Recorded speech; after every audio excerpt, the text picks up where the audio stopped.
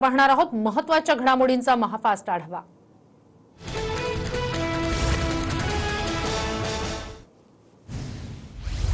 Omicron variant 12 देशात वेगाने पसरल्याचा दावा शास्त्रज्ञांनी केलाय। दक्षिण आफ्रिकेत पहिल्यांदा 24 नोव्हेंबरला रुग्ण सापडला होता। त्यानंतर 26 नोव्हेंबरला 5 देशांमध्ये ओमिक्रॉन व्हेरिएंट पसरला। कोरोनाच्या नव्या व्हेरिएंट संदर्भात केंद्रीय आरोग्य सचिवांनी राज्य आणि केंद्रशासित प्रदेशांना पत्र लिहिले। सर्व आंतरराष्ट्रीय प्रवाशांवर देखरेख ठेवणं, त्यांनी केलेल्या आंतरराष्ट्रीय प्रवासाची माहिती गोळा करणं अशा सूचना राज्यांना देण्यात आल्या आहेत। कोरोनाचा नवा व्हेरिएंट ओमिक्रॉनच्या पार्श्वभूमीवर मुख्यमंत्री आज जिल्हाधिकारी आणि विभागीय आयुक्तांची बैठक घेणार आहेत। दरम्यान या बैठकीत राज्यासाठी नेमका कोणता निर्णय घेतला जाणार याकडे सर्वांचं लक्ष लागलंय। उद्या दुपारी 1 वाजता राज्य मंत्रिमंडळाची बैठक होणार आहे। बैठकीत कोरोनाच्या नव्या व्हेरिएंट संदर्भात चर्चा होणार आहे, तसंच शाळा सुरू करण्यासंदर्भातही चर्चा होणार आहे। कोरोनाच्या नव्या व्हेरिएंटच्या पार्श्वभूमीवर विमान सेवेवरील निर्बंधांबाबत राज्य सरकार निर्णय घेऊ शकत नाही, ते निर्णय केंद्र सरकार घेऊ शकतं असं अजित पवार यांनी म्हटलंय। कोरोनाच्या नव्या व्हेरिएंटमुळे सावध राहण्याची गरज असून कोरोनाचे नियम पाळले तर लॉकडाऊनची वेळ येणार नाही असं मत छगन भुजबळ यांनी व्यक्त केलंय। राहुल गांधी यांनी कोरोनाच्या नव्या विषाणूबाबत चिंता व्यक्त केली आहे, तसंच लसीकरणावर जास्तीत जास्त भर देण्याची गरजही त्यांनी व्यक्त केली आहे। नव्या स्ट्रेनच्या पार्श्वभूमीवर कर्नाटक सरकारनं मोठा निर्णय घेतलाय। कर्नाटकात जाणाऱ्यांसाठी पुन्हा आरटीपीसीआर टेस्ट बंधनकारक करण्यात आली आहे। कोगनोळी टोलनाक्यावर वाहनं अडवून प्रवाशांचे रिपोर्ट तपासले जात आहेत। औरंगाबादमध्ये जलसंपदा विभागाच्या गौरव सोहळ्यात मंत्र्यांना मास्कचा विसर पडल्याचं दिसून आलं। राजेश टोपे, जयंत पाटील, संदीपान भुमरे, धनंजय मुंडे आणि अब्दुल सत्तार हे सगळे मंत्री मास्क विनाच कार्यक्रमात सहभागी झाले। भिवंडीतील पडघा नजीकच्या खडवलीमध्ये मातोश्री वृद्धाश्रमातील तब्बल 69 वृद्धांना कोरोनाची लागण झाली आहे। या सर्व वृद्धांना ठाणे जिल्हा रुग्णालयात उपचारासाठी दाखल करण्यात आलं। 2 वर्ष पूर्तीनिमित्त मुख्यमंत्र्यांनी जनतेचे आभार मानले। सरकारला सहकार्य केल्याबद्दल धन्यवाद। कितीही संकट येवो, सर्वसामान्यांना केंद्रबिंदू मानून राज्य सरकार काम करत राहणार अशी ग्वाही मुख्यमंत्री उद्धव ठाकरे यांनी जनतेला दिली आहे। उपमुख्यमंत्री अजित पवार यांनी विरोधकांवर टीका केली आहे। सरकार जाण्यासाठी काही जण देवच पाण्यात घालून बसलेत। सत्ता येते आणि जाते, सत्ता आली की पाय जमिनीवर ठेवून लोकांमध्ये राहावं लागतं असं अजित पवार यांनी म्हटलंय। उद्धव ठाकरे यांनी शपथ घेतल्यापासून टीका सुरू आहे, त्यामुळे बोलणाऱ्यांना बोलू द्या अशी प्रतिक्रिया अजित पवार यांनी दिली आहे। मविया सरकारच्या कामगिरीवर भाजप नेते आशिष शेलार यांनी टीका केली आहे। पिता पुत्र आणि पुतण्याभोवती फिरणारं हे सरकार आहे अशी खरमरीत टीका शेलार यांनी केली आहे। 3 पैशाचा तमाशा अशी महाराष्ट्राची परिस्थिती आहे असं शेलार म्हणाले।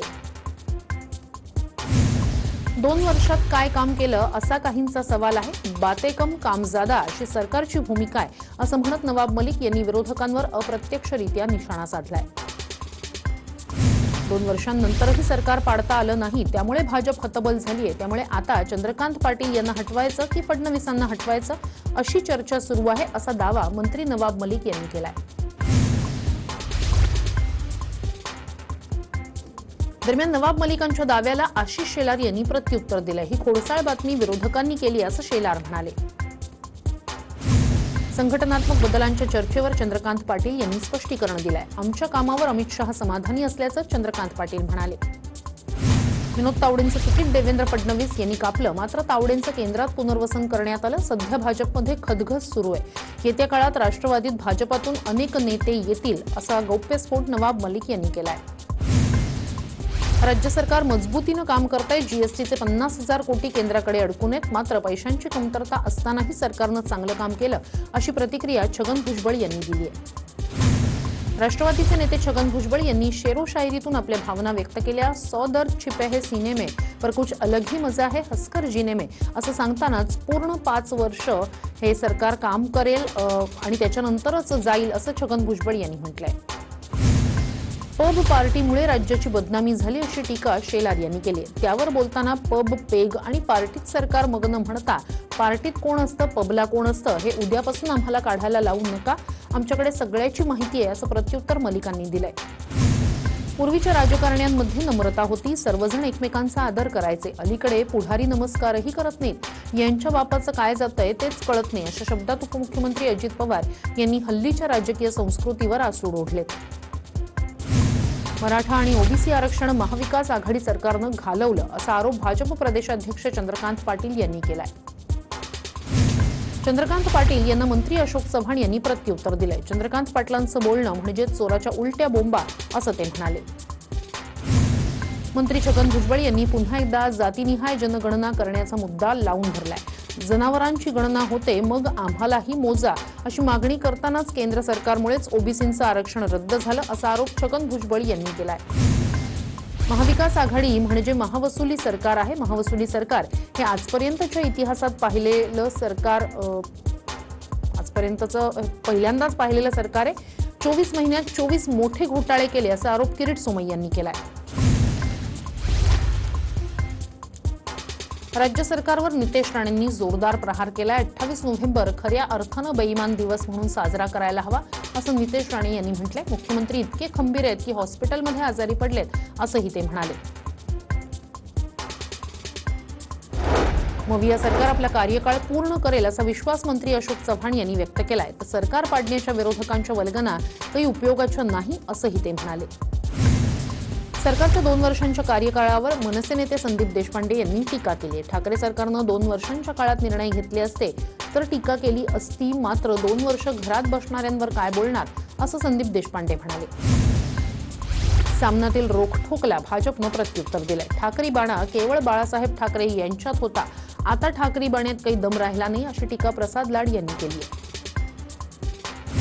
ठाकरे सरकारच्या 2 वर्षाच्या पूर्ततेवर भाजप नेते प्रकाश जावडेकर यांनी टीका केली आहे। मविया सरकार हे महाविश्वासघातकी सरकार आहे तर उद्धव ठाकरे हे अपघातानं झालेले मुख्यमंत्री आहेत असं प्रकाश जावडेकर म्हणाले। प्रकाश जावडेकरांच्या मुख्यमंत्र्यांवरील टीकेला शिवसेना खासदार विनायक राऊत यांनी प्रत्युत्तर दिलंय। उद्धव ठाकरे अपघातानं मुख्यमंत्री झाले असले तरी ते सर्वात लोकप्रिय मुख्यमंत्री आहेत, त्यामुळे टीका करण्याची गरज नाही असं विनायक राऊत म्हणाले। पंतप्रधान नरेंद्र मोदी यांनी आज मन की बात या कार्यक्रमात मराठमोळ्या मयूर पाटील या तरुणाचं कौतुक केलं। तसंच त्यांनी मयूरशी संवाद देखील साधला। गाड्यांचं मायलेज वाढवणाऱ्या उपकरणाचा शोध मयूरनं लावलाय, त्यानं त्याचं एक स्टार्टअपही सुरू केलंय। राष्ट्रपती रामनाथ कोविंद हरिद्वार दौऱ्यावर आहेत। त्यांचा 2 दिवसाचा हरिद्वार दौरा आहे। ते पतंजली विद्यापीठाच्या दीक्षांत समारंभाला उपस्थित राहणार आहेत।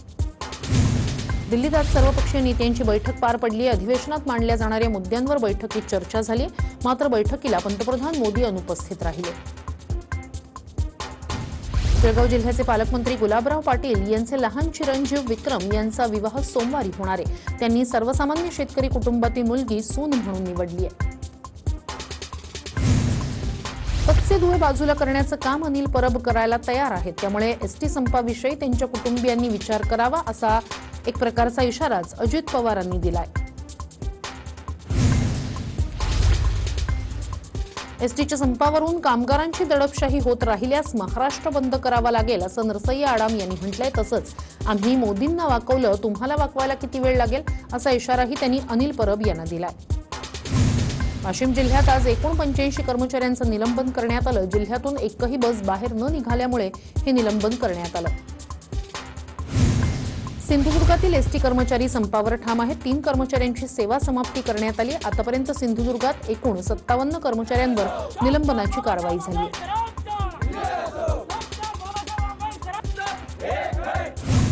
परिवहन मंत्र्यांच्या आवाहनानंतरही परळीत एकही कर्मचारी कामावर रुजू झाला नाही। त्याचा परिणाम बस सेवेवर झालाय। एकही बस आगारातून सुटलेली नाही। विलिनीकरणाची मागणी मान्य होत नाही तोपर्यंत लढा सुरूच ठेवण्याचा निर्धार कर्मचाऱ्यांनी केला।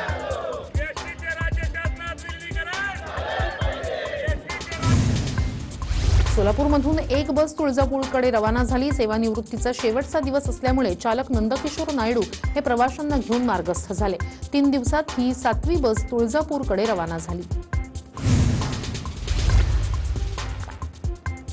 रत्नागिरीतील संपकरी एसटी कर्मचाऱ्यांनी अनोखं गांधीगिरी आंदोलन केलं। संपातील एसटी कर्मचाऱ्यांनी रक्तदान करत सरकारचं लक्ष वेधण्याचा प्रयत्न केला। यावेळी 150 कर्मचाऱ्यांनी रक्तदान केलं। कल्याणमध्ये एका एसटी बसवर चालकानं दगडफेक केली। कल्याण भिवंडी मार्गावर कोनगाव परिसरात काल रात्री हा प्रकार घडला। धुळ्यात निलंबनाच्या कारवाई विरोधात कर्मचाऱ्यांनी गांधीगिरी आंदोलन केलं। यावेळी निलंबनाच्या प्रती हातात घेत एकमेकांचा सत्कार करत सरकार विरोधात घोषणाबाजी केली। या प्रतींची होळी देखील करण्यात आली।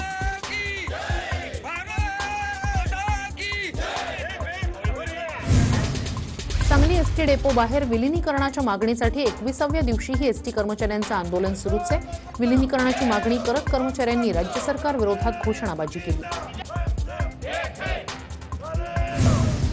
वर्धा जिल्ह्यातील 5ही आगारातून एकही बस बाहेर पडली नाही। एसटी कर्मचाऱ्यांचं काम बंद आंदोलन सुरूच आहे। 158 कर्मचाऱ्यांना निलंबित करण्यात आलंय, तर 61 कंत्राटी कर्मचाऱ्यांची सेवा समाप्ती करण्यात आली आहे।